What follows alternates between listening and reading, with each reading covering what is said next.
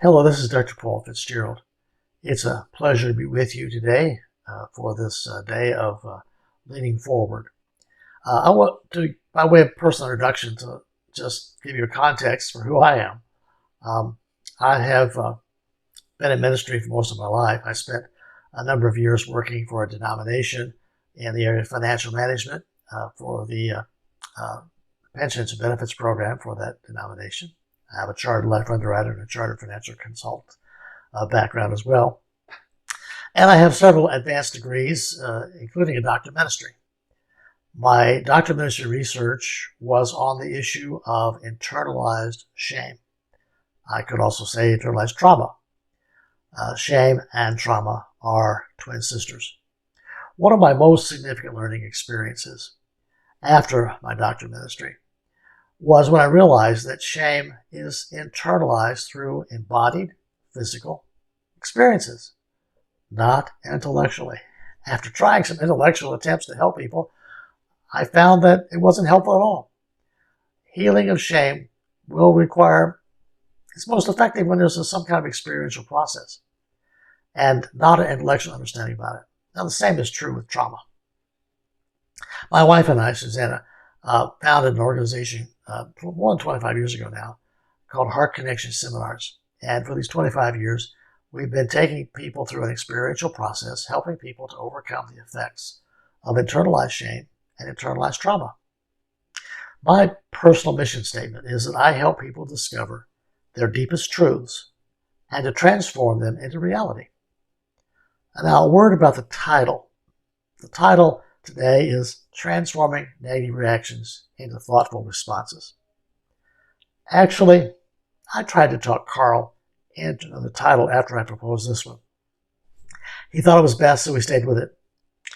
A friend suggested this title, How to Get Your Blank Together. I didn't think that would probably go over well. Another one that might be as appropriate is How to Stop Paying the High Cost of Your Negative Reactions. The term negative reactions, I've never experienced my own negative reactions to be life-giving or negative reactions of my wife or other people. Certainly not toward my spouse when I react, not to my children when I react, not at work, not with friends, not at sports, certainly not in politics. And you name it, it doesn't work. It's not effective. Now, negative reactions can be in the form of an obvious external blow-up. Those are the ones we see most often. But they can also be a subtle internal implosion where on the outside the person is looking really hard not to be affected, but inside their guts are just churning and they're kind of a powder keg ready to blow. Another form is an internal denial where we've learned to just shut down our feelings. We're not in touch with them. It's all stirring inside us, but we're like a head dragging around the body. So here's a general principle that I've come to believe. External circumstances don't create our reactions. External circumstances reveal what's in us ready to react, ready to spring forth. Now the term reaction, to react is to act again, to act back. And when that happens, usually it's because there's no space between the stimulus and our reaction. Now, the stimulus might be somebody getting in our face, or somebody cutting us off driving, or some other kind of violation of our boundaries. And if there's no gap between that stimulus and the response, we're just going to react unthoughtfully. And the stimulus can be as overt as somebody cutting us off or getting angry at us, saying words that are not very pleasant. But the stimulus can also be very subtle. The stimulus can be a day on the calendar. The stimulus can be the sound of a certain song on the radio or TV. The stimulus can be a certain smell or cologne or a sight of some place that was painful for you, or even a color. There are a lot of very subtle stimuluses, and we react to them, not even knowing why. In fact, it's quite often I hear people say, well, that isn't really me. I don't know who that was, but it wasn't really me. The problem is the intent might not have been to react, but we have to pay the price of the cost of reacting. So another word in the title is transforming. I want you to understand by transforming, I do not mean bypassing. I've done extensive research about the terms inner critic and imposter syndrome. The inner critic term has been around for a long time. The imposter syndrome is newer. It was identified in the 1970s by some researchers.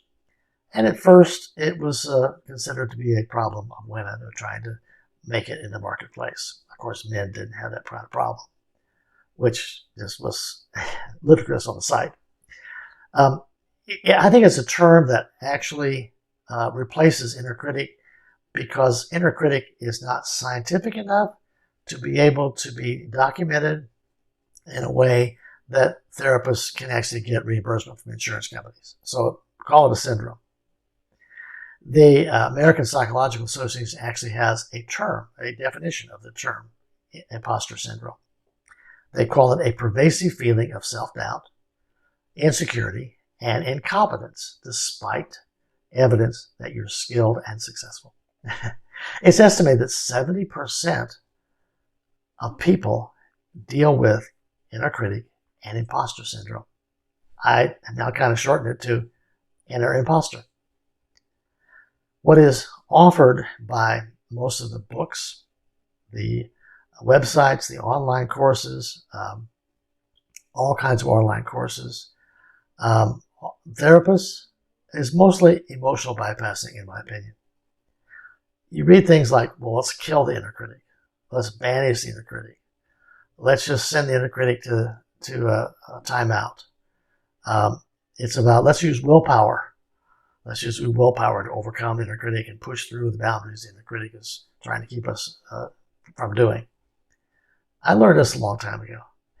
If you're having to use willpower to accomplish something, it means you're in conflict with at least one of your core values. Mindfulness is another suggestion. And mindfulness can be very helpful. Mindfulness, contemplative practices, if they are not used to bypass the inner feelings, if they put us in touch with inner feelings. Otherwise, it's another form of bypassing. I have an acquaintance who has been connected with a lot of the major names in mindfulness. And he tells me that behind the scenes, they really are hard to get along with because they really haven't done their own work. Now, churches, I'm convinced, offer too much spiritual bypassing. Phrases like, well, let's just give it to God. Or, let's leave it at the cross. Or, let's just think positive. Let's kind of Pollyanna spirituality. I remember we used to have the old promise boxes. I don't think anybody has promise boxes anymore, but just the positive things to think about and praising God for all His glory and just move on. Or the old do more, give more, and you'll get more. Or the tragic one is blaming the victim or gaslighting spirituality. So someone feels bad, they've struggled, they've prayed about it, they talk to somebody, and it sounds something like this. You feel bad? Yeah. You've confessed sincerely? Yeah. You've asked to be changed? Yeah. Well, then, if you're still struggling, then there must be some secret sin, or maybe God is testing you for bigger opportunities. Anyway, my point of view about transforming negative reactions into thoughtful responses. First of all, I believe our original life-forwarding resources, resilience, creativity, courage, etc., are still present in us. But trauma and what I'm going to call emotional stoppages blind us to them. Second, our essential self is invincibly precious. That's a term that James Finley uses.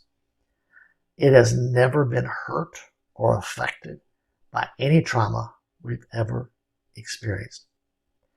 Some of us have been brutalized and traumatized in ways that we feel dirty, despicable. We feel like there's no good part of us. And that's not true.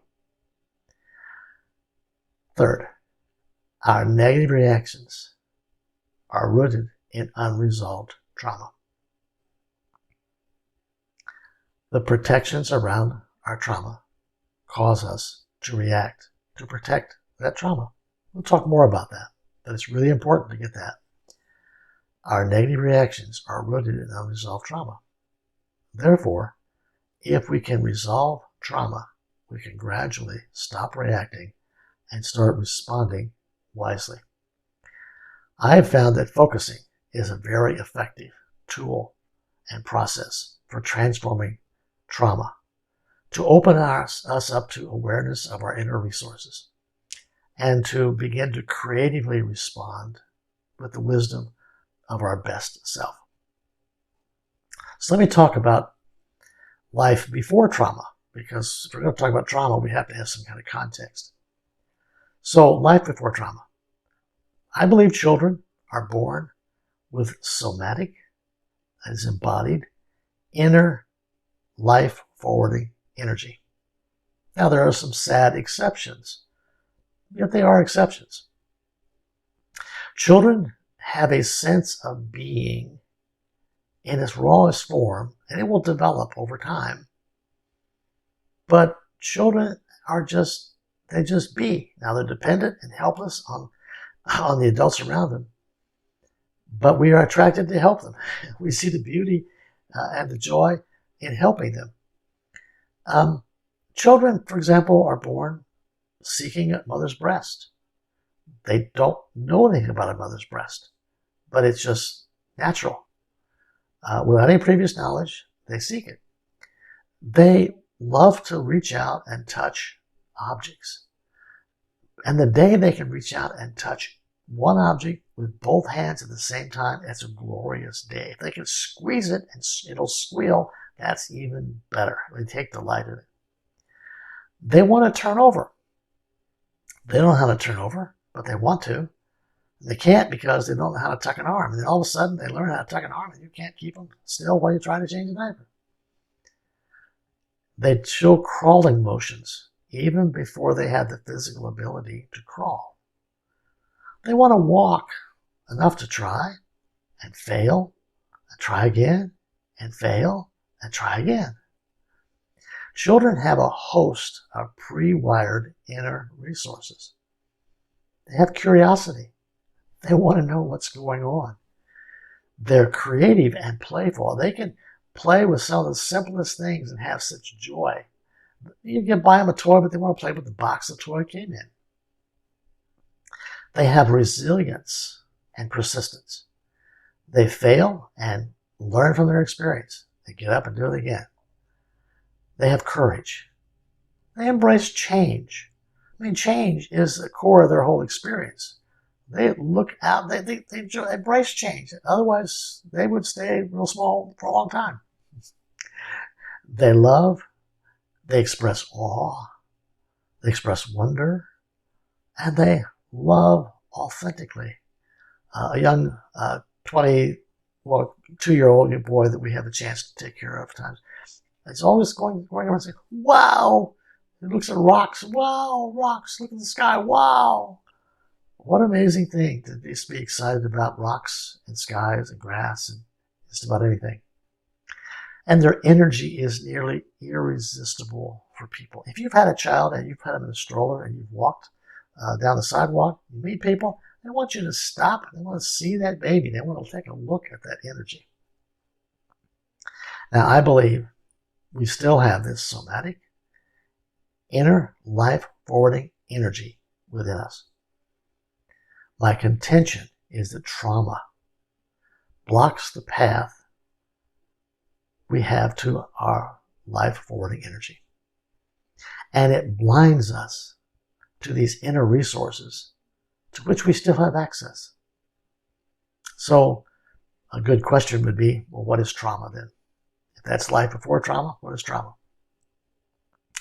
So I believe that trauma is any experience that's unexpected by our innate, somatic, life-forwarding energy.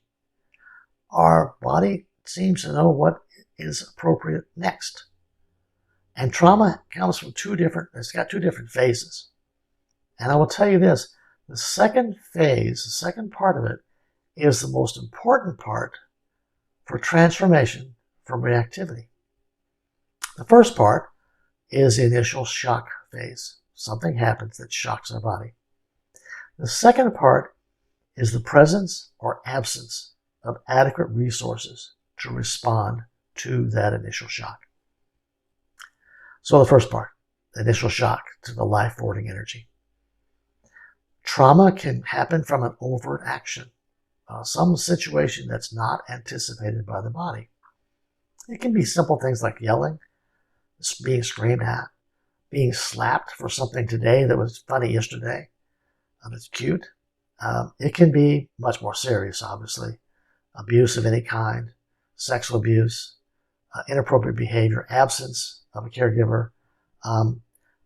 But it's an overt act. A serious accident to a child can be traumatic. Or a serious accident to a child's caregiver can be very traumatic for a child. It can also be the absence of what was anticipated, rather than the overt act, just the absence. The absence of a caregiver's attention to basic needs, food, being changed, attunement, emotional attunement, being seen, a child being seen for who it is rather than what it should be, or being bad for something it doesn't even know that's wrong. A child needs to be valued for who they are, and other kinds of ways that a caregiver can withhold what the body is expecting. When you don't give a hug and a child is anticipating a hug, watch their eyes. You'll see a disappointment. Some research now suggests that developmental shame, these early shame events, is linked to why some people in later life have unresolved chronic pain. The term attachment needs is very well known these days, and there's a lot of potential shame and trauma around the failure to have effective attachment needs met for a child. Again, we're talking about developmental trauma at this point, pre-verbal. In the book, The Body Keeps Score by Bessel van der Kolk, he says this: if a mother cannot meet her baby's impulses and needs, the baby learns to become the mother's ideal of what the baby is. Having to discount its inner sensations, having to adjust to its caregiver's needs, means the child perceives that something is wrong with the way it is. Children who lack physical attunement are vulnerable to shutting down the direct feedback of their bodies, the seat of pleasure and purpose and direction. You can see how important a healthy attachment would be and how traumatic it would be for a baby not to receive that. Now, I suggested the initial shock results in what I call an emotional stoppage. Now, life forwarding in other parts of the child's life goes forward.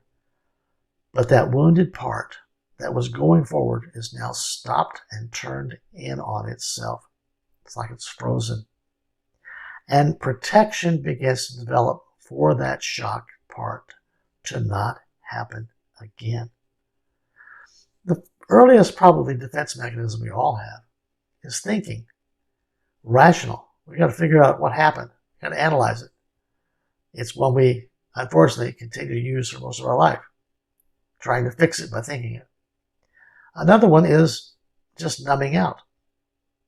Again, van der Kolk says, if you cannot tolerate what you know or feel, what you feel, the only option is denial and dissociation.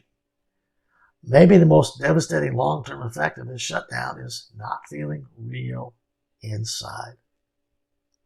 Now, I want to say something here carefully. Thank God for dissociation. I mean, if you couldn't dissociate and you're being beaten up or you're being sexually abused, it would be even worse. So dissociation is a mechanism that's provided for us to protect ourselves. However, it has an effect longer than just the event. The imposter syndrome begins. We bury our pain in our shadow self, only to have it come back later, often in the form of projecting our buried feelings onto others. I'm not angry, they're angry. I'm not that, they are. And the inner critic roams around in our mind, driving the bus sometimes, and we find ourselves reacting. When a risk of being hurt or embarrassed is triggered later in life, triggers these wounds later in life, we react. And we often react with the same coping skills that we had and used at the time of the original emotional stoppage. We've all seen adults who are normally easygoing people. Something happens. Sometimes you know what it is. Sometimes you have no idea. Start throwing a temper tantrum. Or adults get paralyzed. You ask them to stand in front of a group and just talk for a few minutes. So I don't talk to groups. I don't talk to people. They won't go in front of chairs that are empty, even though I go behind to make sure I'm not in front of people.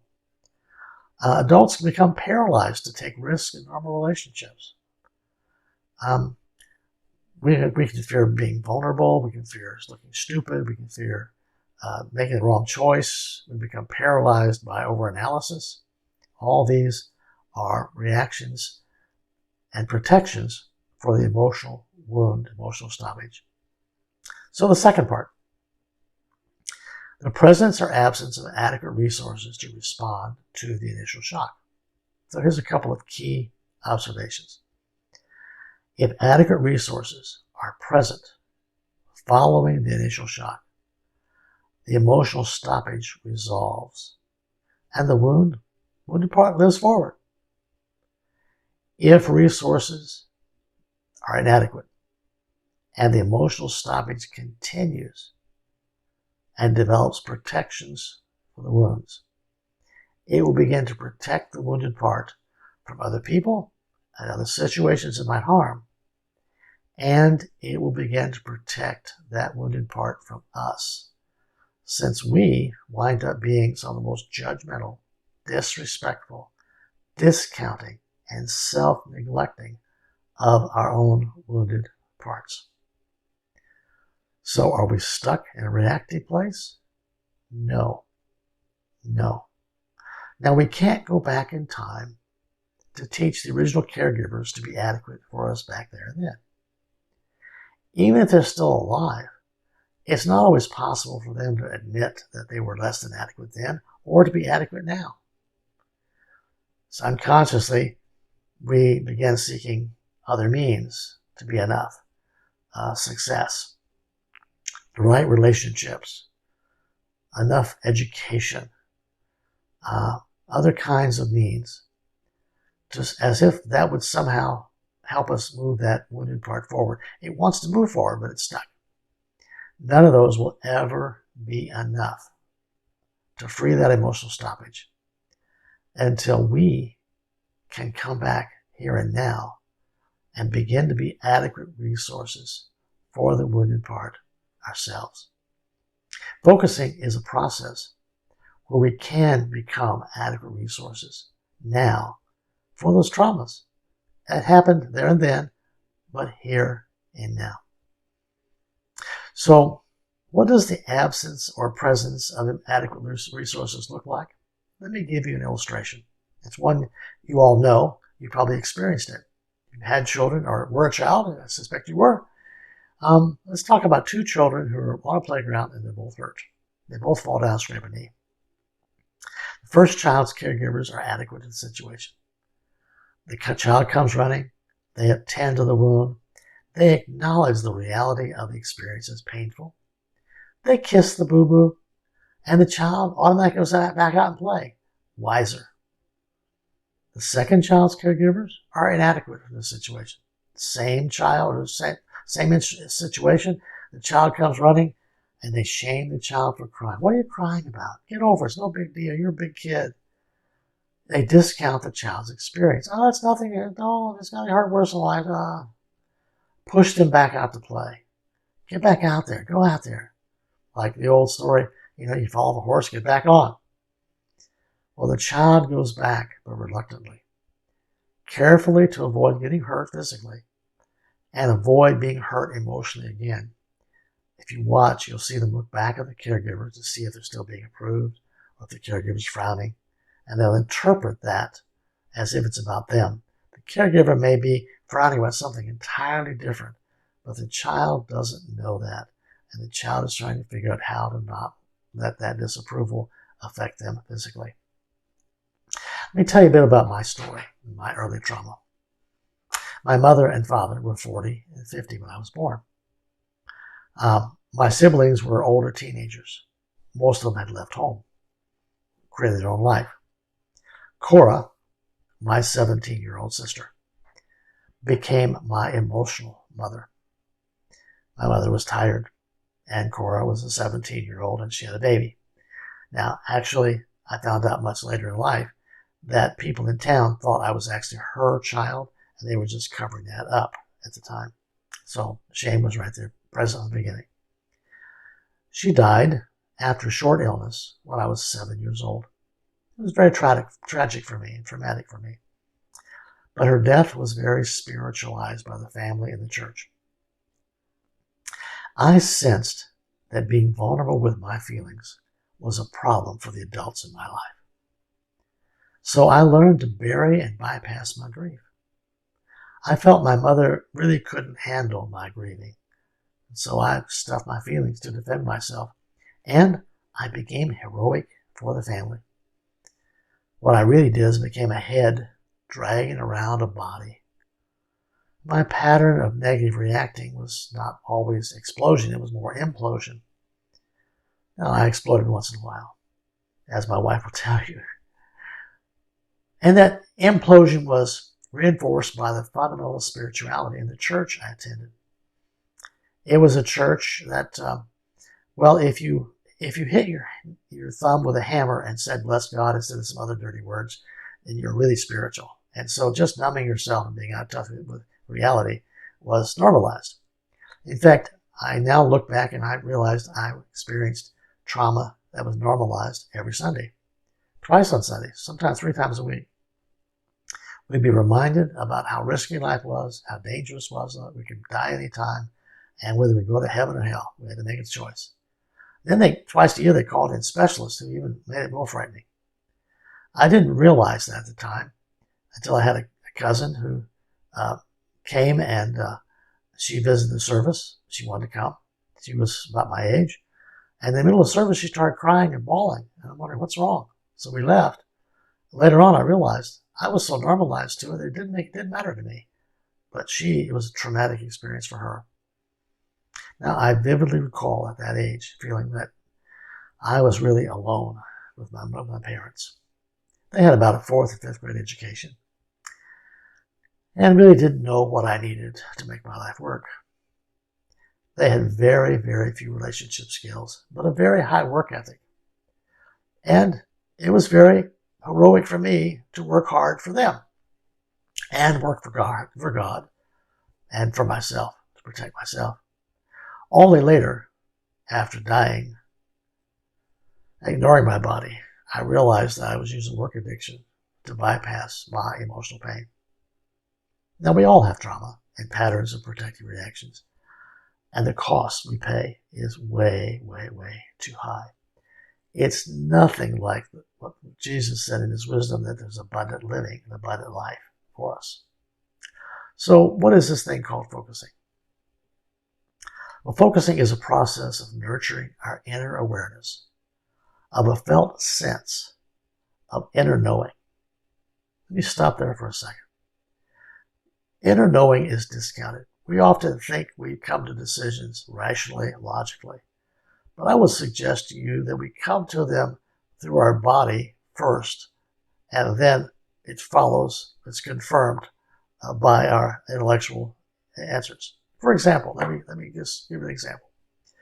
I'm sure all of you have left the house, and on the way, driving away, you're thinking, I forgot to do something. And you immediately go through a list. You go, was it this? Was it that? None of it registers. And then you think of what it was, and it's like, oh, that's exactly what it was. Like, aha. How did you know it wasn't the first things? Your body didn't confirm it. How did you know it was the last thing? Your body confirmed it. You think, oh, I thought of it. But your body is the one to let you know you thought the right thing. So focusing is a process of nurturing our inner awareness of a felt sense of an inner knowing. It's about pausing with non-judgmental presence to experience our emotions and physical sensations. And by doing that, we can become curious about their meaning. It's about bringing self-compassionate nurturing to whatever comes to our awareness. Paradoxically, it's not about trying to figure them out or fix them. It can lead to resolving emotional stoppages and the felt shifts that bring insights and clarity and creative forwarding energy. Now, focusing is a very well-resourced research process. It comes in many forms. My training is in inner relationship focusing and in biospiritual focusing. Here's a couple of insights about the approach of focusing. Some of these are quotes by the person who discovered focusing, began to analyze it, use it. His name is Eugene Gendlin. Here's one of his quotes. Every bad feeling is potential energy toward a more right way of being if you give it the space to move toward its rightness. Now that's paradoxical. And I find that focusing is somewhat mystical as well. It's not about figuring it out logically and rationally.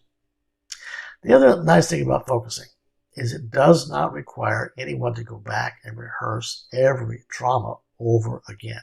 If there's one thing I hear over and over from people, I don't want to change therapist even if it isn't working because I'd have to tell the whole story again. I don't want to do that. Why would we want to re-traumatize ourselves by going back to the there and then when we live here and now? It's not about how the trauma got started. It's about naming it for what it is. But it's also about naming and becoming aware of how it's affecting me now. How's it robbing me of life now? Again, Eugene Gendlin said it in his own unique way. If you want to smell the soup, don't stick your nose or your head in it. You don't have to do that. So here's another statement by Gendlin that will give you a context for some of the focusing process. What is split off, what is not felt, remains the same. When it is felt, all that dreaded feeling stuff, when it is felt, it changes. Most people don't know this. They think that by not permitting the feeling of their negative ways, they make themselves good. On the contrary, that keeps these negatives static, the same from year to year. A few moments of feeling in your body allows it to change. If there is in you something that's bad or sick or unsound, let it inwardly be and breathe. That's the only way it can evolve and change into the form it needs. Now, with the limited time I have, let me introduce you to 5 core practices of focusing. The first practice begins with a pause, learning to pause, learning to be present, learning to create that space between the stimulus and the response. There's great wisdom in a poem that's used in the 12-step programs. It begins like this. I walked down a street. I fell in a hole. I don't know how I got here. I climbed out. I walked down a street. I saw the hole. I still fell in. I don't know how that's happening. I walked down a street. I saw the hole. I walked around it. I walked down a different street. Focusing is a way to begin to walk around and walk down a different street rather than reacting.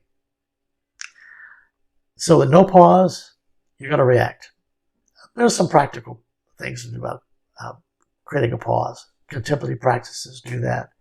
I have a couple of little personal practices. I usually have a tea in the morning, hot cup of tea. And I take time and after I've opened the package of the tea, I smell what's left in the bag. Little aroma, little scent. During the day when I wash my hands, I actually feel the temperature of the water and I smell the soap. Again, a little practice, just a little pause in the middle of things when I can be present. No pause, you will react. Part of that first step is also then after you've paused to begin to shift your language from what sounds like I am feeling angry, I'm feeling frustrated, I'm feeling numb, or I'm feeling hurt, or whatever word. That form of speaking implies that feeling is really, it's taken you over. It's as big or bigger than you are. And the encouragement is to shift to something like this. Something in me feels angry. Something in me feels frustrated. Something in me feels numb, hurt. Now, it's not about denial. It's about acknowledging its presence, but it begins to shape the perspective from a point of view as it being smaller than you. It's not you, it's something in you. Second step, to pause and be non-judgmentally present with the emotion and the feeling, and to acknowledge it by placing a gentle hand wherever you feel it in your body. Sometimes it shows up as a feeling in our throat. It can be a tightness in our throat. It can be a sometimes choking feeling in our throat. It can be a heaviness in our chest. Anxiety, we can feel in our chest. It can be hard to breathe. It can be a heaviness in our abdomen. It can be an agitation in our abdomen. It can be fear. It can be sometimes a color. Sometimes we see images. I recently was focusing with a woman who saw this huge black negative thing looking in the beginning, and as we got through, it stood up and said, "Oh, okay, I'll be nice." So all kinds of things can show up, but it's about being present with it in a non-judgmental way and just acknowledge it's there. Sometimes when we place a hand there, it actually increases or decreases in intensity, almost as if it's saying, "Oh, okay, they're paying attention to me." Third step, say hello to that something. That may seem really silly, but the goal is to develop an inner relationship with that felt sense that lies just below that emotion. Saying hello doesn't mean you like it. It's just about accepting that your body is communicating with you. I suspect if we were going to meet for coffee and you walked in and I was sitting with somebody else, you probably wouldn't leave and not come back in. You probably wouldn't walk over the table and tell that person to get out of there because it's your time. Likely, you'd walk over and say, "Hi, my name is," and ask their name and be pleasantly with them. You may not want a relationship with them, but you're open to the possibility. When we don't pay attention or are cut off from our feelings, the body will increase intensity to get our attention. If we know it long enough, it'll show us physical symptoms. So the fourth step, it's encouraging you to add the phrase, "I am sensing," before the phrase, "something in me feels." So it would sound something like this. I am sensing something in me feels hurt, angry, upset, numb, whatever word it is. It's an affirmation that you have a sense of both yourself being present and distinct from the something in you that feels it. Let me use a metaphor. It's about not turning the car keys over to the feelings that show up, to the somethings. They can sit in the back seat, carry on a conversation, but you continue to drive the car. If you turn over the keys to your emotions, when the car wrecks, you're the one that has to clean up the mess. And the wreck in relationships, sometimes the cost is way too high. So, step number 5. Sometimes, after you become curious with what's going on, you begin that relationship, sometimes you begin to have insights, connecting dots, with compassion for the wound and yourself. And you might say to yourself, well, no wonder that's what I do. No wonder I react that way. I've been doing that all my life. Well, no wonder. Look what happened to me. That's what this was all about. No wonder is not an excuse. No wonder is self-compassion. And it's a bit of humility. It started when I was 8 years old, 7 years old. No wonder I imploded. No wonder I needed to protect. No wonder I felt like I needed to shut down. I was protecting my mother. I was protecting the church. I was being the heroic person. Well, no wonder I did that. But that also means now that I have an insight, I can begin to be self-compassionate for the young Paul who did that, who was actually smart enough to do it, to make things work. But it's no longer working for me, just like those early defenses are no longer working for most of us. Well, if you want to know more about focusing, I'm available on Facebook. You can find me at Dr. Paul Fitzgerald. You can call me. I'm available through that. I do have a free on-demand course called Growing Bigger Than What's Provoking You. It's a series of videos that goes over some of the details I've talked about just recently, as well as some more details about it. And I offer a free session for anybody who takes the course at the end of it. And then I also have another course called Peaceful Path to Confident Living.